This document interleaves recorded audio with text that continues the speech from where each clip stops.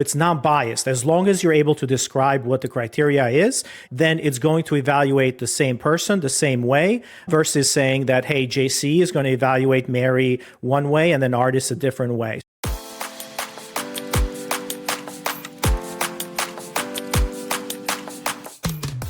Welcome to the Generation AI podcast, where we demystify artificial intelligence in the world of higher education. I am your host, 102, JC Bonilla. Number 2, the awesome Ardis Kadiu. How you doing, my friend? Hey, JC, how's it going? Very good, very good. Spring's in the air. Tons of rain here in New York. What's happening in your neck of the woods, my friend? It's been raining here as well. We're okay right now. It's nice and sunny, so it's all good. It's all good. Spring is in the air. Spring is in the air. You know what also happens with spring in many of our partner schools? They get applications. And sometimes a shitload of them. Which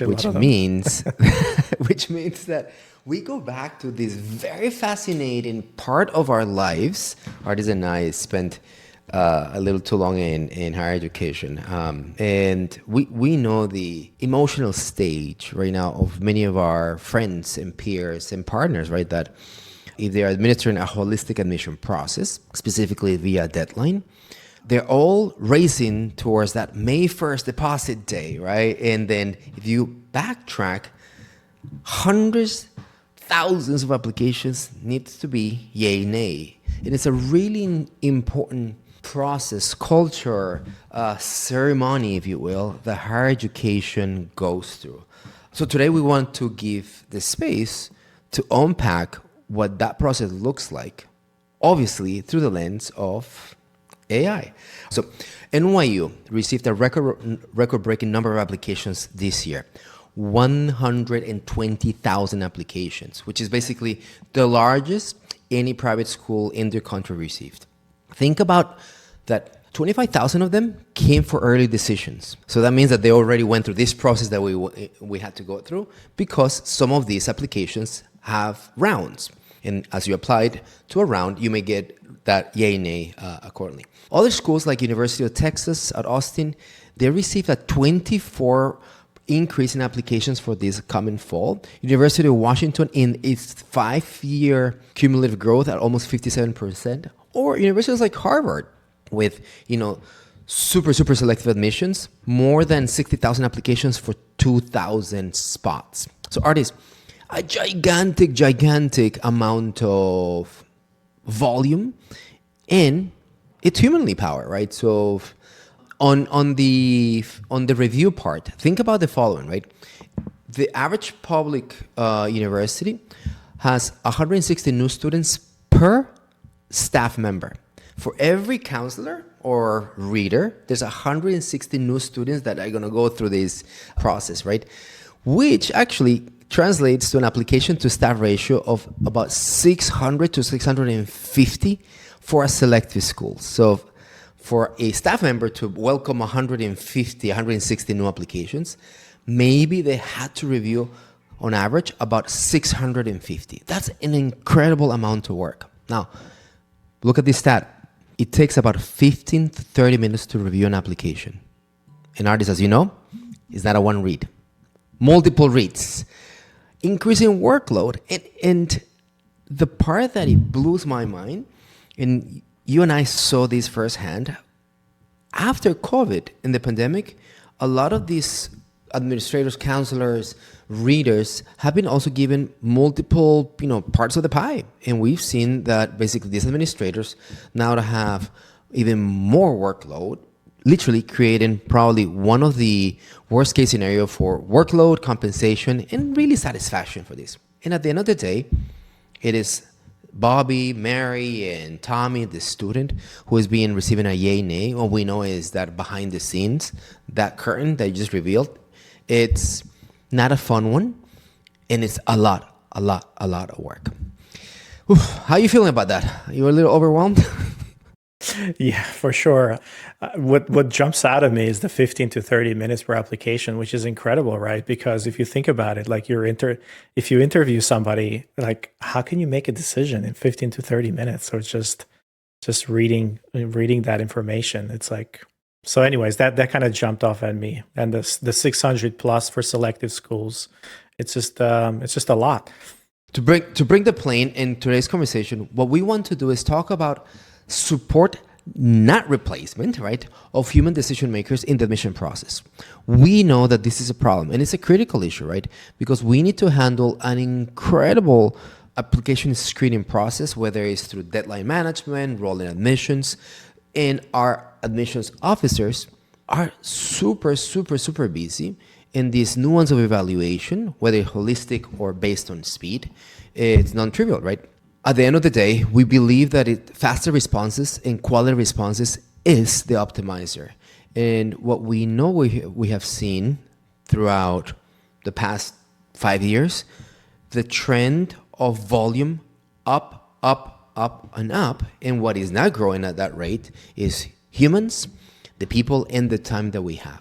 At the end of the day, admissions quality, it's suffering because this mismatch between volume and applications and the resources that we have.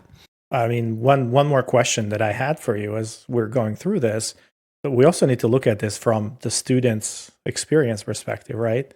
That student is waiting a lot longer to get responses. It might not be as important for highly selective schools because they have certain deadlines when they're putting this out, but for schools that are open enrollment, reviewing that application is super important. Going from 45 days to 24 hours or even 2 hours, it just unlocks so many of those opportunities, not just for that student, but also the school is able to actually increase their enrollment because, as we know, what we call about speed to lead and how fast, few schools that get into that student's inbox, or they give that aid package, or they admit them first. That's a strategy. Early decisioning is a strategy, and getting that decision a lot faster, it's really, really important. So I don't want us to lose track of that, because yes, we can look at this from the perspective of those highly selective schools, but everybody else is like, well, it's like that's a really nice problem that NYU has, right?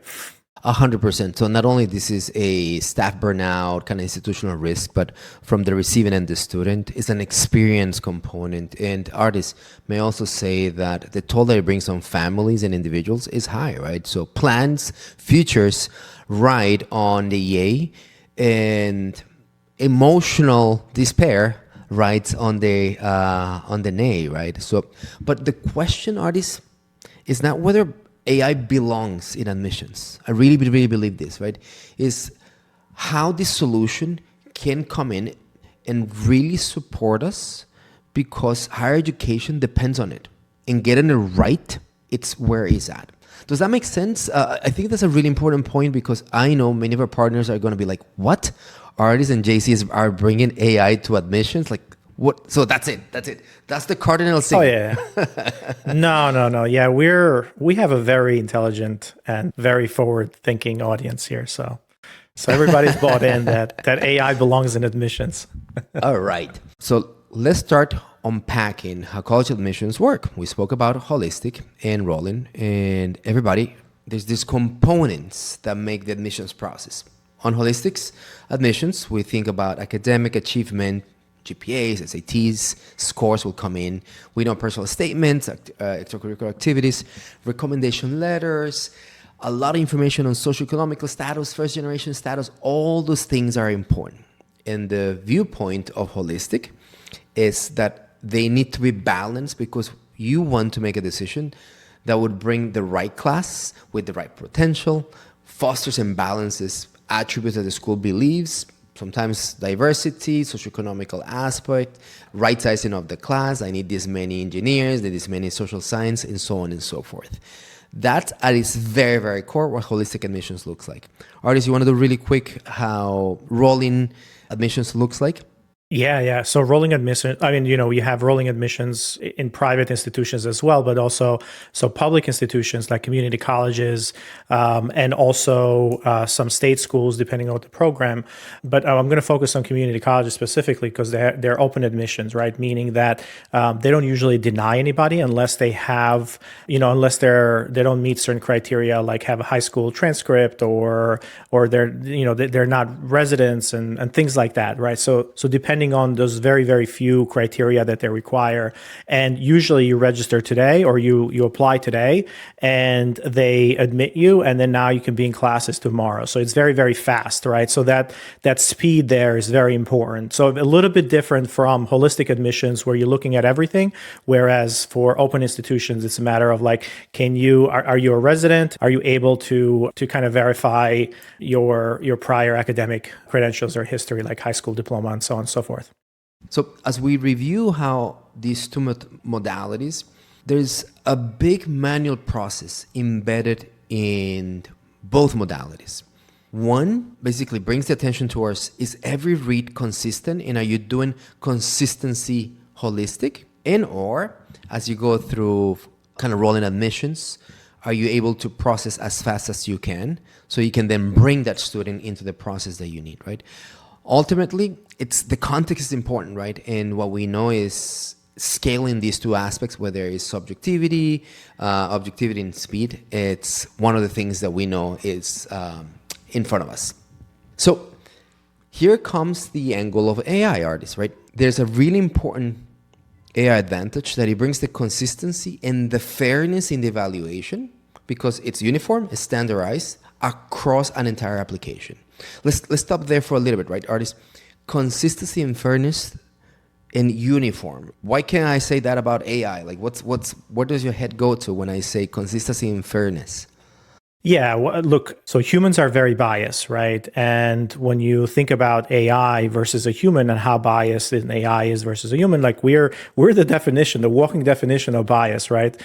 So, we're biased based on our where we grew up, based on our language, based on the skin of our color, based on a lot of different things. So when you're telling a human, hey, you got to evaluate somebody with this criteria to come in here, there's always going to be spilling that out. Like I interview somebody and I have a bias because they were well spoken but meanwhile I'm hiring them for a data entry job, and then somebody else who's really, really good at that, like they didn't come off really well in the interview, so I didn't hire that person. So this idea that we need to match a person to a job or to a standard is really important. And as humans, we're terrible at that. That's why we have 3, 4, 5 rounds of interviews for somebody. We have tests, we have criteria, and that's the same thing that kind of follows in here.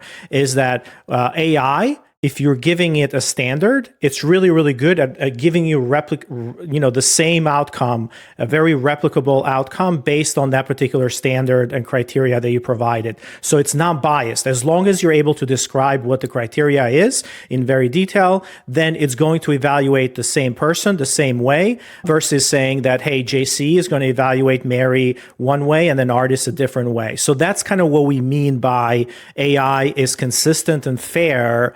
It doesn't mean that the standards are fair. It just means that it's going to be consistent over and over and over again, which leads to fairness if you have baked that into your criteria. I think 10 years ago, last time I did this, administering admissibility for a highly selective and niche program, at COSP. Ardis, you and I worked there. And I remember doing what is called a calibration meeting.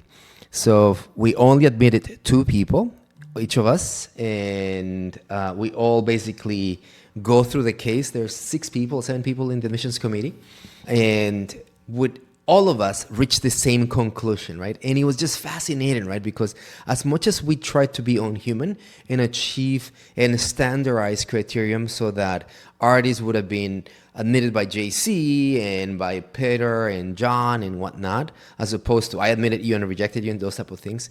Those calibration meetings were really, really interesting, inefficient, by the way.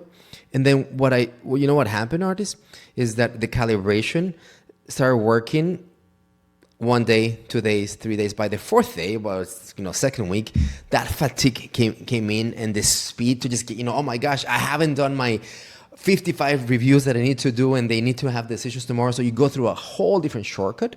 And then the good intentions, I guess that's my point. The good intentions that we had to remove all these subjectivity just kind of go down the drain because the pragmatism of I need to get this done was always creeping up. Now, speaking of pragmatism, the second advantage It's just the efficiency gains that, very simple, we have in document processing and evaluation speed.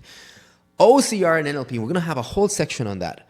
We just need to know that AI is the best, right, at looking at documents, digitizing them, ones and zeros, and basically running workflow on them. The best in terms of speed, right? Ardis, and I'd love for you to riff a bit on what I call the most interesting nuanced aspect of AI. That deeper, it can run qualitative aspects through advanced, techniques like NLP that allows you to basically read an essay or things at scale through sentiment, through thematic lenses, and connect the dots and patterns that we humans sometimes don't even can connect, because I can do it in 1 and 2, but when I'm doing 1,000, I lost the trend. So the deeper aspect and the qualitative at scale that AI provides. Can you give us some examples and maybe what is happening today in AI for admissions? So where are you at with this? Yeah, so I want to kind of talk about the AI specifically around these two workflows, right?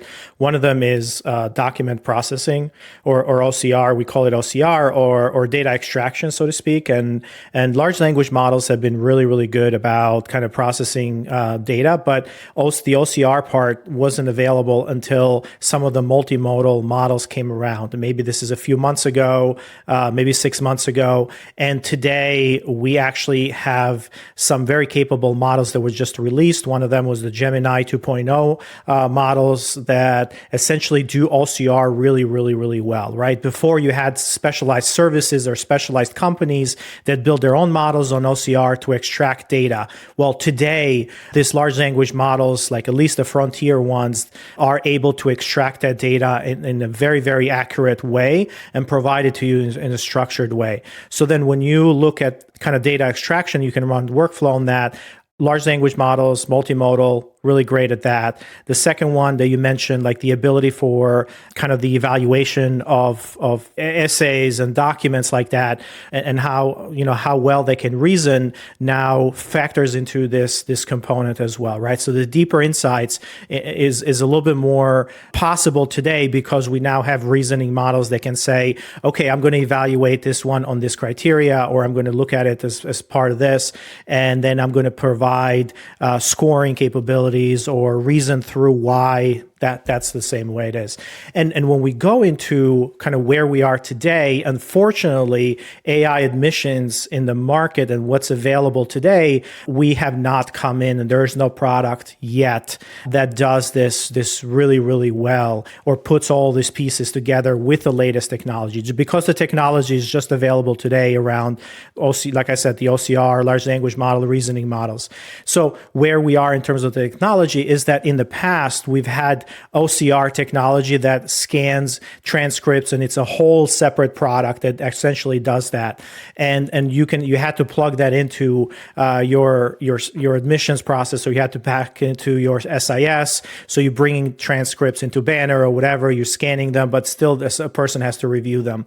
Another way that some schools are using this is as they're loading data into their CRM, they're able to kind of extract some of that information by writing a prompt and provide some summarizations on that text or that document that's happening there. So that's as far as I believe we are today with AI in admissions, is both on just looking at data and data extraction from documents. We have not moved into the next phase, which is the reasoning or the human aspect of it or the evaluation part of it. Maybe some essays. I've seen just a couple of use cases where folks are using that with essays, but I haven't seen really any solutions that's baked into kind of the workflows that the schools are using, but they're probably special build pieces around that. So Ardis, the underlying techniques in language models and AI is this idea of information retrieval. And very, very, very, very quick, a little old school vibes. This is OCR, you're able to read any document. Natural language processing, which in a way fuels all these LLMs, is this idea that a technique can extract text and add layers of semantic analysis, understand entities, and does all that. But on top of that, there's this idea of semantic search, that it creates interconnectivity between databases that are quantitative, structured, unstructured, and multiple things. Why? Because it allows us to do these technical applications on admissions that are really, really important. Automated document verification, recommendation based on written samples, course equivalency and mapping, predictive modeling, and many, many, many more. So let's just take one at a time and let's explain to everybody how AI today, for example, can do document verification. You want to go on this one, Ardis? Yeah, so document verification is all about how do you automate, for example, look at a state ID or multiple documents that the student has uploaded in order to do, let's say, residency verification. So that's an interesting one where the LLM or the large language model is actually looking at that document and verifying that this student is, a resident of the state or not. Or did I did the form the right way? So think about, completeness. Do I have is the form, the document ready for processing, right? And a lot of the verification is not only the document is good, it's just within the document completed. Now, recommendation on written samples. Obviously, this is where you can read an essay and you can start extracting themes about readiness for innovation, right? Your ability to be a global citizen. Whatever themes the school goes for, I think that's a really interesting use case where you can have essays or written samples evaluated. Yeah, I mean, that's a summarization problem right there. Like the large language models have been used now for summarization since the beginning. You provided a large email and say, summarize this into one bullet point or two bullet points. Here's a PDF document, give me a summary. Here's a paper, give me a summary of that paper. The same thing goes here. Here's an essay, just summarize this for me and tell me if the student touched on this point, right? So that's a summarization problem around AI right now. Yes. Ardis, you gotta talk more about this one because I know you're passionate about it. You bring it up in constant product meetings, but one of the things that AI can do magically is course equivalency or curriculum mapping, which I know it's a big point for many of us. Say more about what's in your head when you bring that up as AI solving these important problems on schools. Yeah, so a lot of work is put towards transcript evaluations, and that goes towards a transfer credit. When a student comes into your institution, you want to look at their transcripts and you want to evaluate and say, okay, if I'm going to give you credit for certain courses that you did somewhere else, or maybe in high school for AP classes and so on and so forth, I need to understand what is the equivalency of this course to a course database that we already have. So you took, math gymnastics, and it was called math gymnastics, but it was actually algebra 1, right? And then we have it coded as algebra 1 on our side. Now, to a human, that they don't know if those are the same things, right? But, if you look at the description of what their course is, or maybe underneath, the AI can actually put those two pieces together and say, oh, no, they're actually equivalent because here's some of the things that are covered in each one of them. So this is a process, course equivalency or transcript evaluation or curriculum mapping, so to speak. It's something that schools hire faculty members to do. Like they give them a transcript and then they say, okay, can you please map these courses to our curriculum, or here is a course or a syllabus that a student took a course in. Can you see if this is the equivalent? Does it meet the academic standards, or does it meet the outcomes for the syllabus from one of our courses? Super important in order to bridge and map credits from one institution to another institution for transfer, for first-year students coming from college. And also, it's very, very important for kind of placement as well in institutions. So if you're coming in and you took certain levels of math, they need to understand that they're going to put you in a math level that is, kind of matches your credits or the math that you did before, and they're putting you in for success. So super important. It's probably one of the most important things and one of the highest value right now that institutions see from a AI perspective is transcript evaluation, course, curriculum mapping, outcome-based, evaluations based on that student. In Ardis, as you mentioned at the top, right? Let's make sure that we keep the eye and the perspective of the student through this conversation.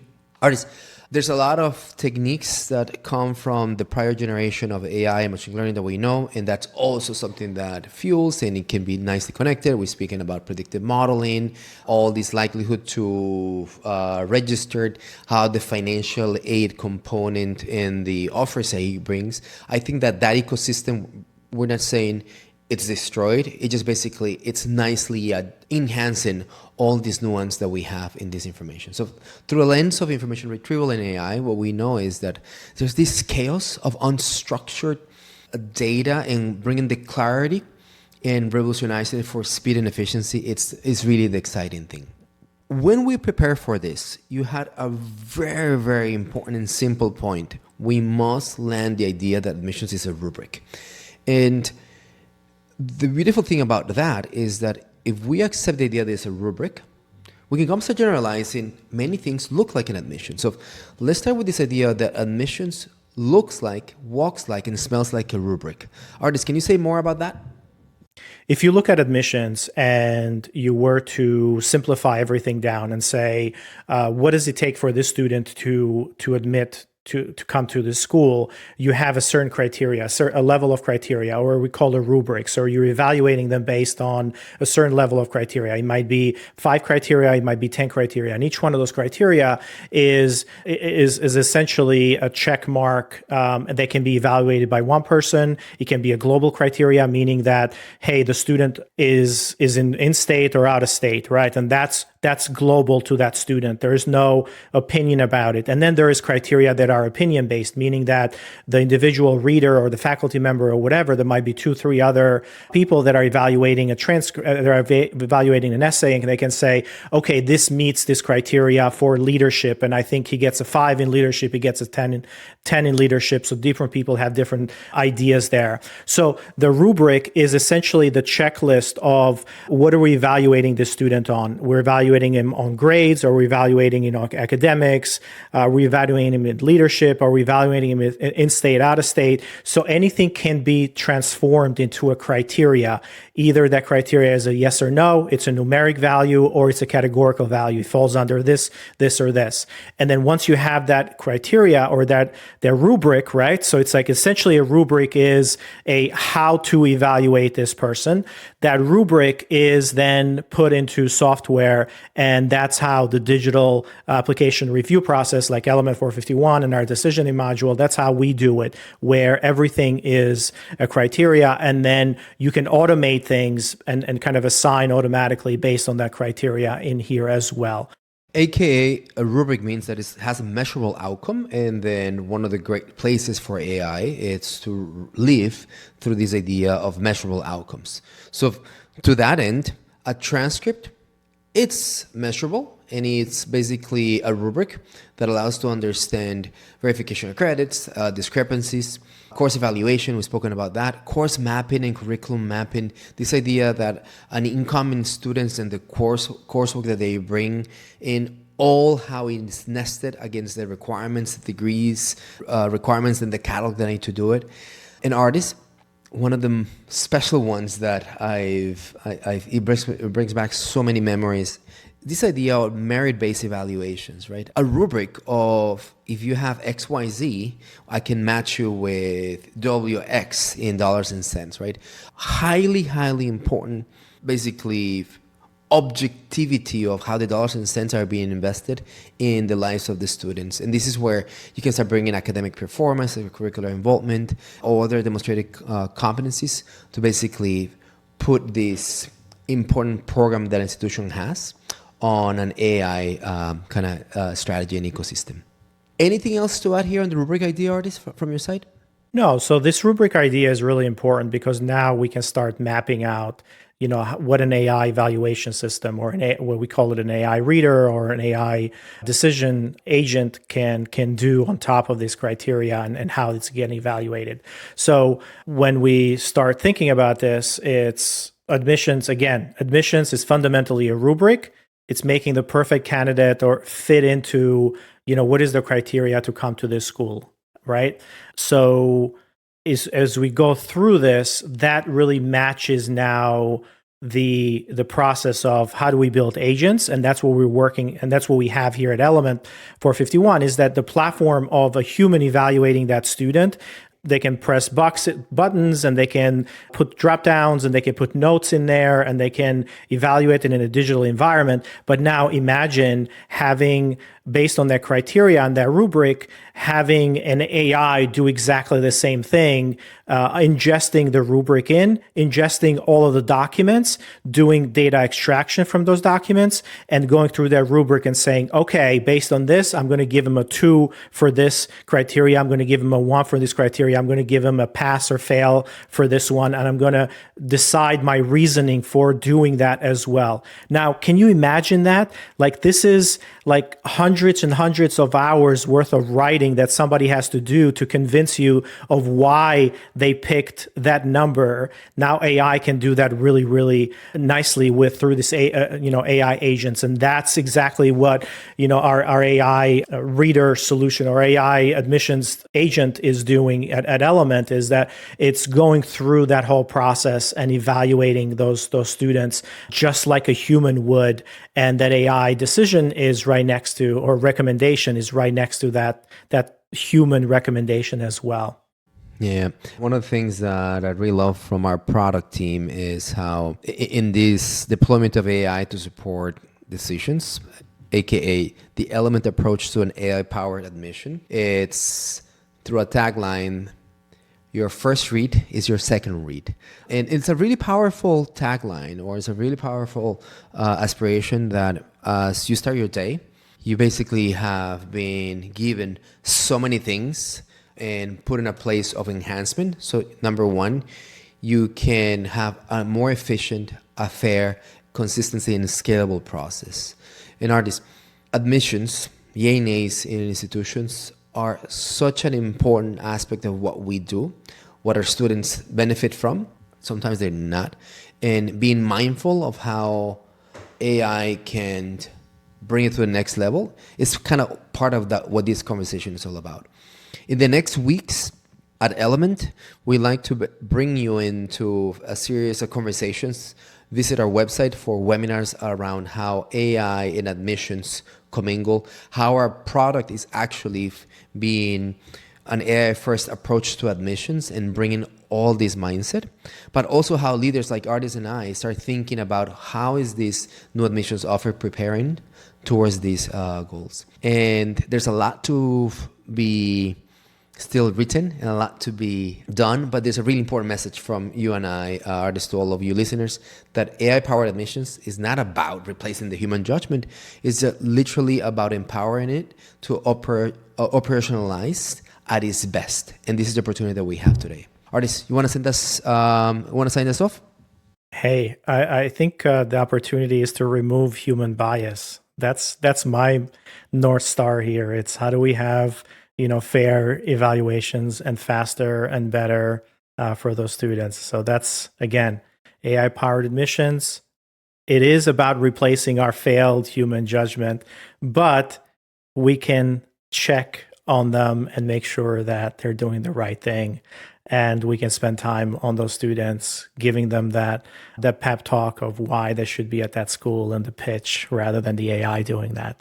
So yes, everybody, thank you for kind of indulging with us as we go through this. There's a lot more technologies and capabilities that are getting built as part of these systems, including Element 451, which I'm really, really proud. And hopefully over the next few weeks, you get to see some of that innovation coming in the market as we try to kind of transform higher education admissions and AI decisioning and reading. So till next time. Bye, everybody.